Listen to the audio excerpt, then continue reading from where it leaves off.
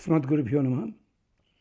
न जानामि शब्दं न जानामि च अर्थं न जानामि पद्यं न जानामि गद्यं। श्रीरङ्गदेशिको हृदि द्योतते मे मुखान् निस्सरते निस्सरन्ते గిరశ్చాపి చిత్రం. ఇది ఆచార్యుల వారికి ఉన్న ఘనత. అందుకనే న్యాసవింశతిలో ఆచార్య వైభవం చెప్పేటప్పుడు దేశికులు చెప్పిన మొదటి మాట ఏమిటి అంటే సిద్ధం సత్సాంప్రదాయే. ఎవరైనా ఆచార్యుడు, గురువు, దేశికుడు అని చెప్పబడుతుంటే మొట్టమొదటగా ఉండాల్సిన లక్షణం ఏమిటో తెలుసురా? సత్సాంప్రదాయం లోపల ఆచరించి ఉండడం. సిద్ధం సత్సాంప్రదాయే. నీ సాంప్రదాయం మాటి మాటికి మారకుండా ఉండాలి. నీ సాంప్రదాయం పురాతనంగా వస్తున్న పరంపర ఏదుందో అలా రావాలి. సర్వాసు విద్యాసు కళాసు పారంపర్యోపదేశో ఘనతావశ్యాత్. ఇది నాతోటే ప్రారంభమయ్యింది, నాకంటే ముందు ఎవరూ లేరు, నా తర్వాత శూన్యం అనుకుని అలా చెప్తే సాంప్రదాయం కాదు, సమ్యక్ ప్రదాయము. వేలాది సంవత్సరాలుగా నడచి వస్తున్న విధానం ఏదుందో దాంట్లో నువ్వు దేనికి చెందినవాడేవో ఆచార్యుడు దానికి సంబంధించి ఉండాలి. సిద్ధం సత్సాంప్రదాయే సర్వాసు విద్యాసు కళాసు పారంపర్యోపదేశో ఘనతావశ్చాత్. పరంపరగా రావాలి. వ్యాసుడి గొప్పతనం ఏమిటండి? వ్యాసం వశిష్ఠనప్తారం. వశిష్ఠుడు కృతయుగం నాటివాడు, అతని యొక్క మునిమనవడు. వశిష్ఠనప్తారం శక్తే పౌత్రం. శక్తి మహామునికి పౌత్రుడు. పరాశరాత్మజం, పరాశరుడు. శుకతాతం. ఇక ఏ ఋషికి లేదు ఇలాంటి గోత్ర పరంపర. అలాగా సిద్ధం సత్సాంప్రదాయే. నువ్వు శైవమా, వైష్ణవమా, మధ్వమా, మరొకట అని సంబంధం లేదు ఇక్కడ. ఏ సాంప్రదాయం అన్నది పూర్వీకులు ఏది సాంప్రదాయంగా చెప్పారో వాటి లోపల ఉండాలి. మనమేం చేస్తున్నాం? ఎక్కడ ఏది అందుబాటులో ఉంటే ఆ సాంప్రదాయంలోకి మారిపోతున్నాం మనమంతా కూడా. అది న్యాస వింశతి లోపల చెప్తారక్కడ. ఆచార్య సంబంధం ఉండి తీరాలి. ఒక్కసారి నీ గురువు ఎవరని అడగండి, ఆయన గురువు ఎవరో చెప్పగలుగుతున్నారా మీరు? లేదే. నాన్నగారి పేరు, తాతగారి పేరు, తాతగారి గురువు గారు చెప్పట్లేదే. మనం అది తెలుసుకోవాలి. అదనమాట. అంటే మీరు శైవంలో ఉన్నారా, వైష్ణవంలో ఉన్నారా, లేదా కాళికాదేవి ఉపాసనలో ఉన్నారా, దేవి ఉపాసనలో, ఇది మాకు సంబంధం లేదు. మీరు ఎక్కడున్నారో అక్కడ ఉండండి. మీ సాంప్రదాయం వదలకండి. అలాగే సాంప్రదాయ సాంకర్యం న కుర్యాత్. దాంట్లో ఉన్నది దీంట్లో పెట్టి, దీంట్లో ఉన్నది దాంట్లో పెట్టి, ఇంట్లో గంట కొట్టడం ఉంది. గంట ఎక్కడ కొడతారండి? ఏమిటది? ఆగమనార్థంతు దేవానాం. ఈ శ్లోకం తయారు చేసుకున్నాం మనం. సాక్షాత్ గృహే పితామహాపి ఘంటానాదం న కుర్యాత్. చెప్పింది వేదం, చెప్పింది విష్ణు ధర్మోత్తరం, చెప్పింది భాగవతం, చెప్పింది. ఘంటానాదం ఎక్కడి నుంచి వచ్చింది? ఇలాంటివి. ఒకప్పుడు నైవేద్యాలంటే విష్ణు సంబంధమైన దేవాలయాల్లో ఉండేవి. వేరే తోట పులిహారలు, దద్దోజనాలు, లడ్లు లేవు. అది ఎప్పటి నుంచి వచ్చింది? 1970 నుంచి. ఎక్కడైతే పుష్పములు మాత్రమే ఇవ్వాలో, ఎక్కడైతే విభూతి మాత్రమే ఇవ్వాలో, ఎక్కడైతే పానకం ఇలాంటిది ఇవ్వాలో అక్కడ కూడా లడ్డూలు, సేమియా ఉప్పాలు, బర్గర్లు, మరొకటి. ఆఖరికి ఇతర సాంప్రదాయం ఉంటుంది నాగార్జున సాగర్లో. అక్కడ కూడా ఆ దేవతకి ఆ సాంప్రదాయం వాళ్ళు కుంకుమ పూజ పెట్టారు పాపం. అక్కడ ఒక చపాతీలు ఉండేవి, అది కాస్త లడ్డుల కింద మారాయి, దోశల కింద మారాయి. ఇతర దేశాల్లో ఉన్న లేవని కాదు, మిక్స్ చేస్తున్న వర్ణ సాంకర్యంలాగే ఆగమ సాంకర్యంత్ న కుర్యాత్. నియమని చెప్పింది. సిద్ధం సత్సాంప్రదాయే. ఇది మొదటిది. అంటే అంతే తప్ప చైనా నుంచి దిగుమతి అయిందండి ఈ సాంప్రదాయం, మేము పెట్టాం. జపాన్లో ఉండేవారండి ఒక ఆయన దగ్గర వచ్చింది, మన వాళ్ళు ఫాలో అయ్యారు. ఇలాంటివి చూసాం, చాలా స్కూళ్ళు, చాలా పీఠాలు చూసాం. ఏమయ్యాయి? ఎక్కడున్నాయి? వాటి మీద పుస్తకాలు వందల కొద్దీ ప్రింట్ చేశారు. ఓ జనాలంతా గుంపులు గుంపులు. ఏమైంది? వైష్ణవం నిలబడ్డట్టుగా నిలబడిందా? శైవం నిలబట్టుగా నిలబడిందా? మాధ్వము, అద్వైతము, ద్వైతము ఇలా ఉందా ఎక్కడైనాను? లేదే. అదనమాట సంగతి. ఒకప్పుడు డిస్కో డ్యాన్స్ అని ఉండేది. ఎన్నాళ్ళు ఉందండి అది? తర్వాత ఏమైంది? బాబ్లా అని ఒకటి ఉండేది. ఏమైందండి అది? కానీ భరతనాట్యమా, కూచిపూడ ఇవన్నీ ఏలాంటి ఇది అంటే ఆచార్యుడు అన్నవాడు ఎప్పుడు కూడా సిద్ధం సాంప్రదాయే. అదేమిటి? సత్సాంప్రదాయే. ఆ సాంప్రదాయము ఏ దేశానికి చెందింది అన్నది అట్టే పెట్టండి. మీరు ఎక్కడి నుంచి వచ్చారో అక్కడి నుంచి ఉండాలి. సిద్ధం సత్సాంప్రదాయే. మనం మహాలయ పక్షం అంటే దండం పెట్టాం. డెవిల్స్ డేనో హాలోవిన్స్ డేనో అని చేస్తుంటారు వాళ్ళు. అది మాత్రం మనం చేస్తుంటాం జాగ్రత్తగా. తల్లికి తండ్రికి బతికుండగా పెట్టిన భోజనాలు ఫాదర్స్ డే, మదర్స్ డే. అలాగే దసరా రోజుల్లో కొన్ని పండగలు ఉంటాయి, అవి చెయ్యం. కానీ ఫిబ్రవరి నెలలో ఫిబ్రువా పేరు ఎందుకు వచ్చిందో చూడండి ఒక్కసారి. ఆచారం ఏమిటో తెలుస్తుంది. గాలిపటాల పండుగ చైనా నుంచి వచ్చింది. నేను దుంపతికి పోను. అది సౌరయాగంలో భాగం రా. ఒకసారి చూడు.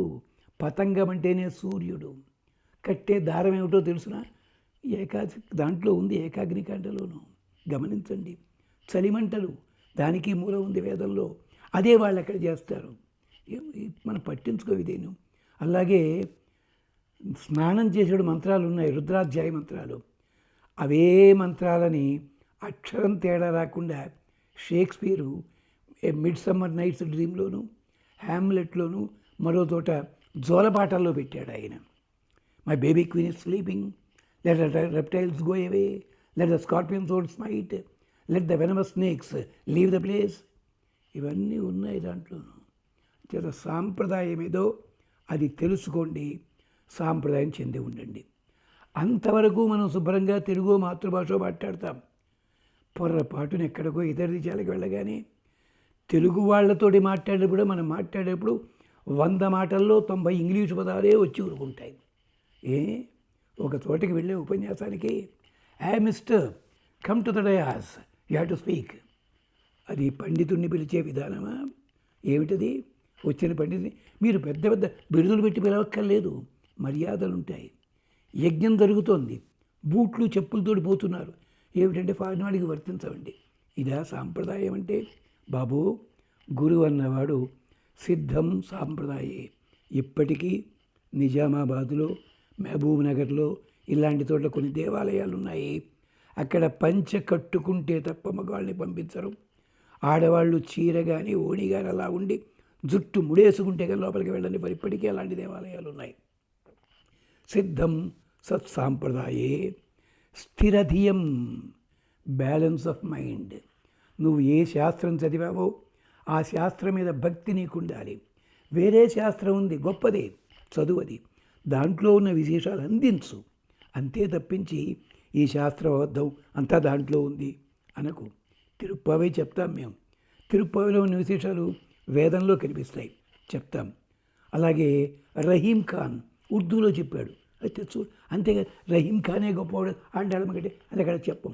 తులసీదాసు కన్నడంలో ఎഴുത്തച്ഛన్ ఉన్నాడు, మరొకళ్ళు ఉన్నారు. మరి మలయాళంలో ఎഴുത്തച്ഛన్, కన్నడలో ఇంకొకళ్ళు ఉన్నారు. చెప్పండి, ఆ విశేషాలు పట్టుకొచ్చి దీంట్లో అందంగా పొదగండి. కానీ మూలఛేదం మాత్రం చెయ్యకూడదు. స్థిరధియం. అక్కడికి వెళ్ళి కింద కూర్చోవడానికి లేక కుర్చీ మీద కూర్చొని పూజ చేస్తారు కొంతమంది. ఇక్కడ అదే పద్ధత. కొన్ని చోట్ల ఇతర దేశాల్లో ఉన్నవాడు పూజలవి చూపిస్తుంటారు. చెప్పులన్నీ ఓ తోడు జాగ్రత్తగా పెట్టుంటాయి పాపం. అదే ఇండియాకి వస్తే చెప్పులతోటి సహా దేవాలయంలోకి వెళ్ళిపోతున్నారు. ఎందుకండి ఇది? పద్ధతి ఏమిటండి? ఆలోచించండి. అందుకని స్థిరధియం. అంతేకాదు మంత్ర ప్రతిపాద్య దైవము ఏ ఉందో చూసుకోవాలి. అలాగే మనం ధనం ఖర్చు పెట్టే చోటేమో ఒకలా ఉంటాం, ఖర్చు పెట్టలేని చోట ఇంకోలా ఉంటాం. అంటే సాధారణ అంటూ తీసేస్తాం. అన్ని మతాలు సాంప్రదాయాలు ఒకటే అనండి, కానీ మీ సాంప్రదాయం ఏమిటో దాంట్లో మీరుండండి. ఎంచేతంటే వేదంలో సుమారు 400 మంత్రాలకి బైబిల్లోంచి ఖురాన్లోంచి కూడా వాక్యాలు ఉన్నాయి. సరిగ్గా మనం కాటుక ఇక్కడ పెట్టుకుంటాం, ఇతర దేశాల వాళ్ళు కాటుక పెట్టుకుంటారు. దానికి దీనికి మూలం వేదంలో ఏది ఉందో అదే వాళ్ళ దాంట్లో ఉంది. గ్రంథాలు చదివారా మీరు? చదవలేదు. చేత సాంప్రదాయం వద్దంటలేదు, మన సాంప్రదాయం ఏదో దాన్ని పరిరక్షించుకుందాము. అందుకని స్థిరదీయం అంతే. ప్రధాన దైవం అంటామే అన్నప్పుడు కులదైవమా ఆచార దైవమా అంటూ చూసుకోండి. మా ఊళ్ళో కుంకుళ్ళమ్మ దేవాలయం ఉంది. దేవత కాదావిడ, మా పక్కన ఉన్న ఒక పెద్ద ఆయన అమ్మగారు ఊళ్ళో లేకపోతే ఆయన తలంటుకోవడానికి చెప్పి కుంకుడుకాయలు కొడుతుంటే వేలు నగింది. చీ అని చెప్పి ఆ కుంకుడు రాయి బయటికి విసిరేశారు గోడ మించి. అది వెళ్ళి అక్కడ వేప చెట్టు కింద పడింది. సరిగ్గా అదే సమయంలో అవతలింటి ఆవిడ బామ్మగారు ఒక ఆవిడ ఉంది, పునిస్త్రీ ఆవిడ నిర్మాల్యం అంతా తీసి పసుపు కుంకుమ పొట్లం కట్టి ఆవిడ విసిరింది. ఈ రాతి మీద పడింది ఆ పసుపు కుంకుమ. చూసిన వాళ్ళంతా పల్లెటూరు వాళ్ళు కుంకుళ్ళమ్మ వెలిసింది, ఏడాది తిరగకుండా పెద్ద గుడి కట్టారు అక్కడ. అంటే వాళ్ళ భావన ఇదన్నమాట. సాంప్రదాయం ఎక్కడుందో చూసుకొని జాగ్రత్తగాను అది. అంచేత ప్రధాన దైవం ఎవరు అది ఉండండి. సిద్ధం సత్సాంప్రదాయే స్థిరధియం అనగం. పాపచింతన ఉండకూడదు. పూర్వాగములు ఉత్తరాగములు ఇవన్నీ అట్టే పెట్టండి. ఇది నేను చేస్తున్నందువల్ల ఈ ప్రయోజనం ఉంటుంది, ఈ ప్రయోజనం అన్నాన్ని రప్పిస్తూ ఉంటాను. ఇలాంటి చింతన మాత్రం ఉండడానికి వీలేదు గురువు అన్నవాడికి. అందుకనే చెప్పుకున్నాం, కులశీలంబులు తలువక కులగోత్రంబుల తడువక పలువురకున్ విద్య గరపి పండిత కవులను సలిపిన గురువు అలాంటి వాళ్ళు. పండిత కవులను సలిపిన మతి వాచస్పతిన్ కలనేని రంగార్యుని మరువగాదగునే అని అన్నావు అక్కడ. అలాంటి వాళ్ళు అంటే నువ్వు ఇలాంటి వాడు చెప్పను నేను. ఇలాంటి వాడు అయితే చెప్పకపోతే వేరే చెప్పు. కానీ మనం ఏం చేస్తున్నాము, అందరికీ వేదం బోధించేస్తున్నాం. వేద మంత్రాలు స్త్రీలు చదివేదల్లా చదవాలి. ఏ మంత్రాలు చదవాలి చెప్తున్నారా ఎవరైనా? విష్ణు సహస్రనామంలో ఒక చోట 33 అక్షరాలు వచ్చాయి. ఎందుకని అడిగారు అనుకోండి ఎవరైనా, దవడ పేర కొడతా నీకెందుకు అని. అది ఎందుకు వచ్చిందో చెప్పాలి. అలాగే వాల్మీకి తు హి చ స్మ వై అంటాడు వ్యాస భగవానుడును. మహామహులందరూ కూడా అది పాదపూరణం కోసం చెప్పాడు. పాదపూరణం కోసం సంస్కృత కవులు అంత వెట్టి చాకిరీ చేసుకుంటారా? మరి వేదంలో కూడా ఉందే హి అని తు అని చ అని. అంటే వేదములలో కూడా పాదపూరణం కోసం చెప్పాలా? దాని వెనకాల అర్థం ఉందండి. అక్షరాలు ఎందుకు వాడని ఇది. అంటే ఏం చేయాలి? స్థిరధియం, బుద్ధిని దాని మీద పెట్టండి. అలాగే చోదయత్రి సునృతానం, అలాగే చేతంతి సుమతీనా అని ఉంటుంది. చేతయంతి అని చదువుతారు చాలామంది. ఎలాగండి అది? సబ్రహ్మ సశివ సహరిశ్చేంద్ర సహరీ పదం లేదక్కడ, తెలుగువారి అపపాఠం అది. ఇలాగా అంటే ఏంటి? మీరు అనఘం అంటే పాపబుద్ధితోటి చిన్నతనం లేకుండా మాత్రం చెయ్యవద్దు. ఆ లక్షణాలు గురువుకు ఉండాలి. ఇది వావిలికొన సుబ్బారావు గారి ఆంధ్రానువాదం చదవండి రామాయణంలో. ఇలాంటి ఒక 70 దాకా చూపించారు ఆయన. స్థిరధియం, అనఘం, శ్రోత్రియం. శ్రోత్రియుడంటే ఏదో యజ్ఞపతి కాదు అక్కడ. శ్రోతగా ఉండి గురువు దగ్గర వేదాంతార్థాది జ్ఞానాన్ని సక్రమంగా తెలుసుకున్నవాడు. ఉపనిషత్తులకు అర్థం తెలుసుకున్నామండి, వచ్చేసిందండి. సత్యమేవ జయతే. ఆ సత్య శబ్దానికి 27 అర్థాలు ఉన్నాయి మొత్తం 4 ఉపనిషత్తుల్లో కలిపి. ఎంతమంది చెప్పుకుంటున్నామండి మనం? ఏ తత్ర బ్రాహ్మణ సంమరిచిన యుక్త అయుక్త చెప్పారు కదా, ఆ వాక్యాలు అర్థం చేసుకుంటున్నాం మనం? లేదే. అందుకని అక్కడ ప్రధాన దైవంతో పాటుగా పాపములు వదిలిపెట్టాలి. వేదాంతార్థాల జ్ఞానాన్ని సక్రమంగా చూసుకోవాలి. నిరంతర శోధన. ఒకచోట పద్మపురాణం అనే జ్ఞాపకం అనువాదం చేస్తుంటే చౌకాంబ ప్రెస్ వాళ్ళది. వాక్యాలన్నీ కలిసిపోయి ఉంటాయి, పదవిభాగం తెలియదు. ఓ చోట చివరి పదం యౌత కం అని ఉంది. అక్కడ యౌత కం ఏమిటా అని చూస్తే గురువుగారిని అడుగుదామంటే 2 గురుగారులు ఊళ్ళో లేరు. అప్పటి ఇంకా ఫోన్లు ఏం లేవు, ఉత్తరాలే ఉన్నాయి. ఏం చేయాలో తెలియటం లేదు, అనువాదం ఆగిపోయింది. అప్పుడు ఎందుకైనా మందని చెప్పి అమర కోసం తీస్తే అక్కడ కూడా దొరకలేదు. కం చూసాం, అర్థం ఉంది. తకం లేదు, అర్థం లేక్కడ. యౌ చూసే లేదు. అప్పుడు ఎందుకు అనిపించింది, యౌతకం గ్యాప్ వచ్చింది కానీ కలిపి చదివితే ఎలా ఉంటుంది అనిపిస్తే అమరకోశంలో దొరికిందది. యౌతకం అంటే పెళ్ళినాడు యువతికి ఇచ్చే కానుక పేరు యౌతకం. ఇలాంటి శోధన ఎవళ్ళమైనా చేస్తున్నామా? అలాగే హనుమంతుడు ఉంగరాన్ని ఇచ్చాడు. ఎలా ఇచ్చాడు? ప్రభుముద్రిక మేలిముఖమాయి నోట్లో పెట్టి పట్టేళ్ళాడు. అందరూ అదే చెప్తారు. ఎంగిలిది పట్టుకొచ్చి సీతమ్మకి ఇస్తాడండి. ఆలోచించండి ఒక్కసారి. అంతేకాదు సీతమ్మ లక్ష్మీదేవి కదా, ఉంగరం ఎలా తీసుకుంటుందండి? అక్కడ వాల్మీకి అందమైన శ్లోకం రాశాడు. అమ్మా, తేన దత్తం మయా ఆనీతం అంగుళీయకం తవ ప్రత్యయార్థం. ఒక్కసారి డ్రమటిక్ స్టైల్లో చదవండి దాన్ని. ఇలా చూపించాడు. శిరస్సు మీద పెట్టుకున్నాడు అంగుళీయకాన్ని. కిష్కింధాకాండలో ఉంది, అక్కడ చూడండి. అది తీసి చేత్తోటి ఇలా పట్టుకుని 2 వేళ్లతోటి చూపించి చెయ్యిలా అన్నాడు. అరచేతిలోకి వచ్చింది ఉంగరం. ఆ ఉంగరం ఎవరు తీసుకున్నారు? సీతాదేవి. అమ్మ చెయ్యే పైన ఉంటుంది కదా. అదే పద్ధతి లోపల హనుమంతుడు అంతసేపు మాట్లాడుతుంటే రాక్షస స్త్రీడు విని కూడా ఎందుకు ఆపలేదు? ఏమైంది అక్కడ? దీనికి కారణం మన కిష్కింధాకాండలో ఉంది. హనుమంతుడు మాట్లాడే మాడ్యులేషన్ విధానం. ఇది ఎంతమంది చదివారండి కమ్యూనికేషన్ స్కిల్ మీద? లంకా నగరంలో అందరూ మెడకోగా ఉన్నారు. వానర వాసన గుర్తుపట్టలేదా వాళ్ళు? నీ బెడ్ అందంగా తయారు చేసుకున్న ఒక్క నల్లి ఉంటే నీకు తెలుస్తుంది. మరి అలాగా ఆడవాళ్ళని వెతుకుతూ ఉంటే వాళ్ళ నిద్రలో ఉన్న తెలుస్తుంది. మొహం మీద మొహం పెట్టి చూశాడు.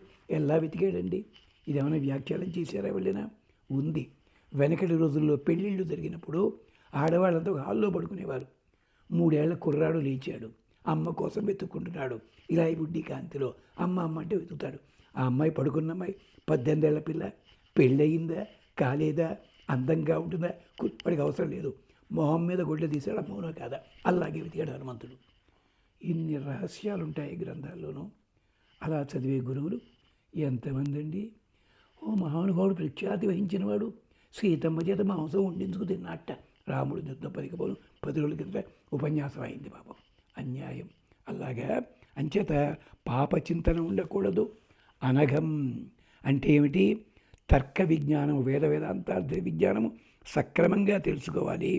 బ్రహ్మనిష్టం, మన నిష్ట ఎప్పుడు కూడా పరమాత్మ యందే ఉండాలి. మనకేమిటి? ఎన్ని వాహనాలు ఉన్నాయి, కాటేజీలు ఎన్ని ఉన్నాయి, మన కోసం ఎన్ని ఎకరాల స్థలం ఉంది, ఏముంది, ఇదంతా ఇలాంటివి చాలా ఉన్నాయి. చెప్తే మనసు కష్టపెట్టి ఉంటారు చాలామంది. ఆ కొలతలు అవన్నీ కూడాను చెప్పారు. అక్కడ దేవతల మీద వేళాకోళం చేశారు. ఏమయ్యా దేవతలు, మాకు నిజంగా 100 సంవత్సరాలు ఇచ్చేవా? మాకు 120 సంవత్సరాల? నిజంగా 120 సంవత్సరాలు ఉందే? కాస్త ఏకాగ్నికాండ మహాసౌరంలో చూడండి, దీనికి సంబంధించిన మంత్రం ఉంటుంది. మీ ఇచ్చిన జీవితంలో సగం నిద్రలో పోతోంది, సగం సంసారం గోల్లో పోతోంది. మేమేమనుభవించి వచ్చావయ్యా? ఏమిటై మమ్మల్ని బతికించేది నువ్వు? తిట్టిపోసారు వాళ్ళు. ఇది బ్రహ్మనిష్టం.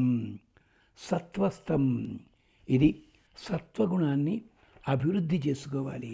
సత్వగుణం మీద కూడా మాట్లాడుకుందాం. ఇలాంటిది ఉండాలి ఆచార్యుడు అన్నవానికి. అలాంటి గుణములు ఉన్నవాడే ఉత్తముడైన ఆచార్యుడు. ఇది వేదాంత దేశకులు మనకు అందించిన మాట. మళ్ళీ కలుసుకుందాం. ఇతర విశేషాలు మళ్ళీ చెప్పుకుందాం.